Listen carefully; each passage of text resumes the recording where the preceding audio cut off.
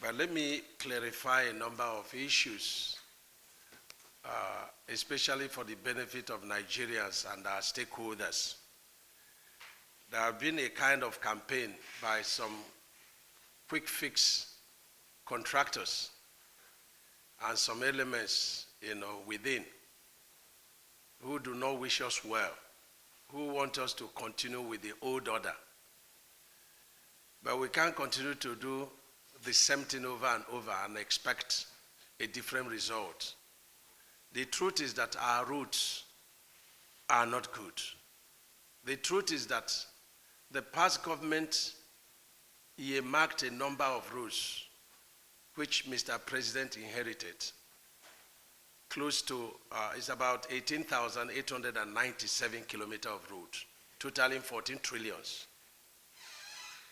And by the mechanism of funding, by the ingenuity of our President Bola Ahmed Tinubu, we are sure of funding of about 5.1 trillion, then leaving 6 trillion gaps. And this 6 trillion funding gap is as at May 29, 2023. And so if we go by the level of augmentation and price increases, which is one of the bases of our fight, if there is anything like fight, is that we don't have the 6 trillion to complete this project based on what we inherited. And if we allow the escalation, both in terms of scope and in terms of variation on price, then we are very sure that we will not be able to complete even 20% of the present route going on. And I want to thank Mr. President very highly. He's a man that is committed to change things in this country. Any other president would have come and said, oh, let me start my own projects. But no, he has not started any new project. He's committed to the completion of this 18,897 kilometers of route. And I want to thank him. It shows that governance is continuity, and it shows that it's all about the welfare of the people. And so where we are now is a fight that if you want to do asphalt work, nobody has told contractors not to do asphalt work, but there are conditions. Nigerians are witnesses to the failure of asphalt, especially in the north central part of this country and the entire southern part of this country. And the reason is not far-fetched. We have a lot of rainfall in these locations. We have very high underground water. And so asphalt definitely is a big problem. But if you insist you want to do asphalt, not a problem. But the conditions are that you will guarantee Nigerians that when you finish this asphalt road job, which you are very sure of, it will not fail within at least 15 years. The design shelf life is 20 years, but assure us in writing from a reputable insurance company and from your own company that this road will not fail within 15 years. We are witnesses to see all the roads constructed from Warri to Bayelsa to Port Harcourt, East-West Road. They have completely failed. They are constructed on asphalt. Sometimes they construct this road below the floodplain. And so that is number one. Number two, when I came on board as minister, the cost of bitumen was 576,000 per ton. Today, the cost of bitumen, the same bitumen, within 6 weeks, is 1 million per ton. And for you to increase any project, it has to go to the Bureau of Public Procurement, and it has to also come to FEC, Federal Executive Council. And so with this kind of mechanism on the volatility of the international oil market, which has the consequences on the asphalt, because it's a byproduct of refinery, and also the dollar pressure, the pressure on the naira, we are saying, if you are doing asphalt, please let us have a contract so that you will not vary the contract beyond 5%, which is what is allowed in the contract. So, and you are not going to import adulterated bitumen. Why is it that when you bring bitumen here, you are putting modifier, enhancer, this and that? The question is, in overseas, do they put all these things? So why would you allow adulterated bitumen and then you come here, you say you are putting modifier, And we are witnesses that in the 50s, the road constructed on asphalt in the 50s were much more durable than what we witness today. So this is all that we are saying. We are not saying people should not, construct roads on asphalt. But if Nigerians are saying they should not have value for their money, the road should be continue to be constructed every year, the same road, then it's very unfortunate. And that is what my ministry is fighting. And we are ready and very courageous to defend this. Our land that is gang up by contractors, but there is no going back. And Mr. President is backing this position. We are offering alternative. And what is the alternative? The alternative is what High Tech is doing in Lagos with Dangote. The alternative is for you to go to Apapa Oshodi Expressway and see what they are doing on concrete. Every day you have over 500 static loads from the wharf loaded on that road. You will not see any crack. No asphalt work, no matter who did it, can sustain that. And so we are saying that concrete is very friendly with water. And so we want you, contractor, to have an alternative. There is a catalyst in the use of concrete pavement. It will create jobs for our people. Everything about the construction is local. 10 manufacturers of cement have indicated interest to build cement factories. That is good for economy. It will reduce pressure on the naira. The road is going to be much more durable, and some people say it's more expensive. It's not more expensive. Some people put even 3 binders on their road construction, and yet the roads will fail. So this is the alternative we are offering, and it's not by force. And clause 51 of the general conditions of contract, which form part of the contract we sign with the contractors, allows us to do this. And that clause says that the employer, which is Mr. President, represented by the Honorable Minister for Works, shall have the powers, the legal rights, the liberty to change the quality of an ongoing contract, to change the quantity, to change the scope, to change the quality. And this is what we are leveraging on to do.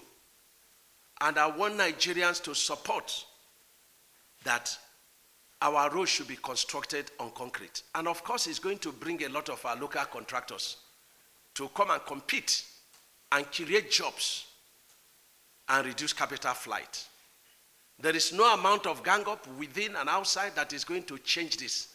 So far, we are fighting for the interests of the people, backed by God and approved by Mr. President. There is no going back.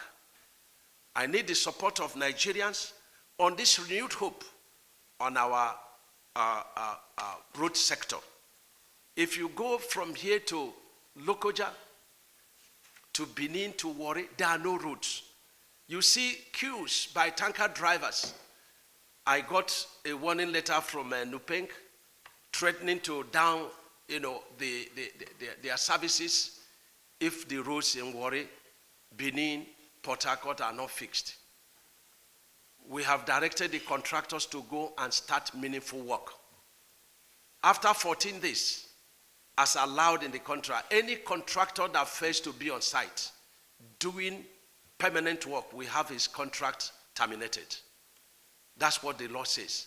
And I want to assure contractors that our local people can do this work and do it very well. So there is no need of meeting because the contracts were signed individually. And so if you are meeting to present a common front to frighten me with a very high cost of concrete cost, it's a waste of time because you all have concrete cost in your bills you signed.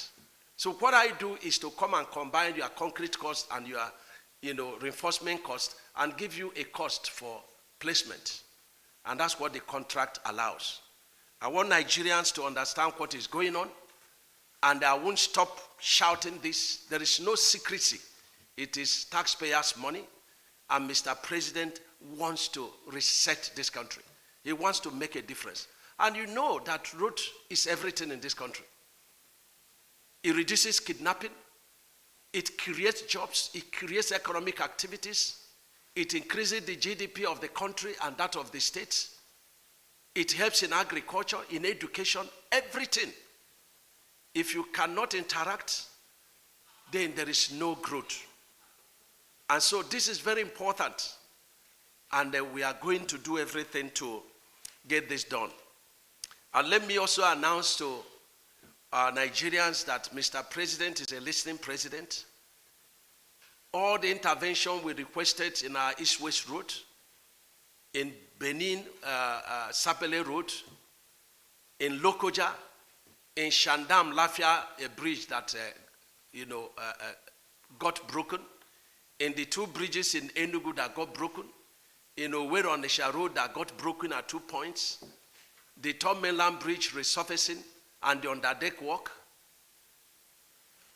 I can't finish all. They have all been approved by Mr. President.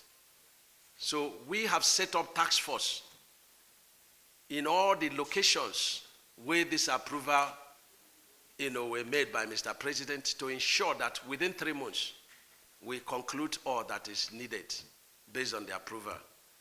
And let me also announce that we have task force that will supervise contractors all the way from Lokoja to Benin, to Warri, to Bayelsa, to River State, and Cross River.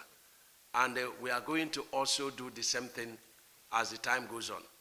We are also deploying consultants to supervise our routes. Our engineers will also be on site to learn from the experience of these consultants. Mr. President has also given approval. And that has been the practice before. When the consultant now value work, then the engineers of the ministry will now check what they have done. So there are checks and balances.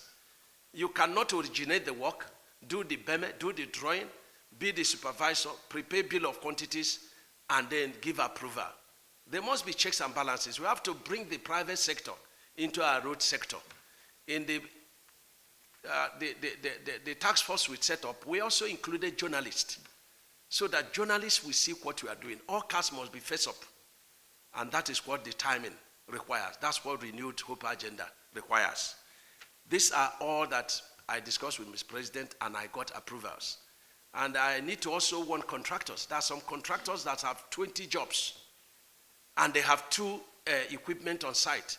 It can no longer be the same.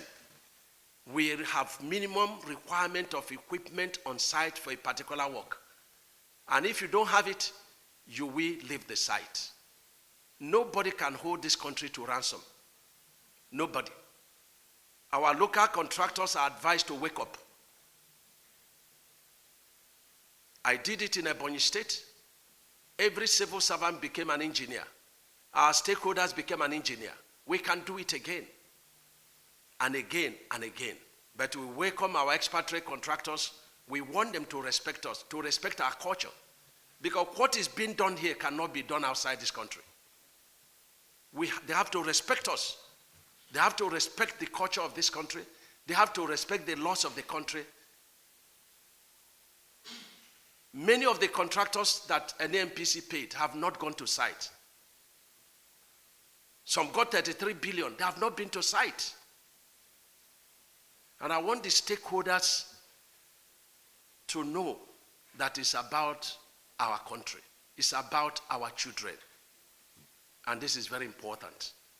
I want them to buy into this position. A lot of them are already in support of what Mr. President is doing in the direction of our road sector. So this is what I discussed with Mr. President, and I'm very happy that I got all my approvals.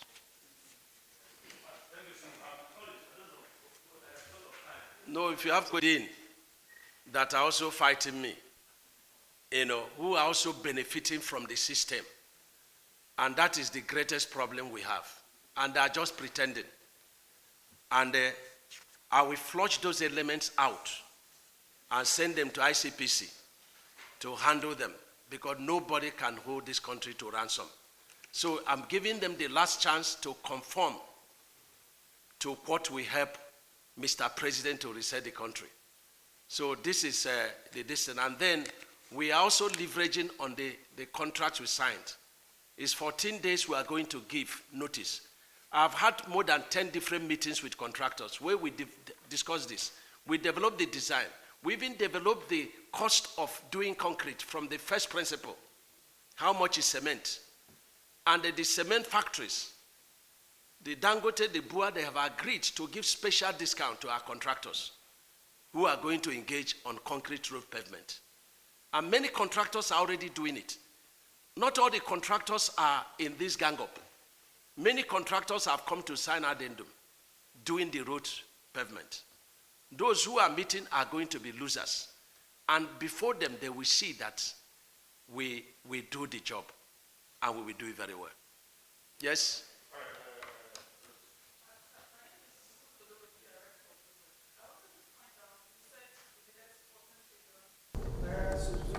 No. We inherited 18,897 kilometers of road, worth 14 trillion. There are funding, sources of 5.1 trillion. So we have a funding gap of 6 trillion. It's going to come from Mr. President ingenuity. He will figure it out.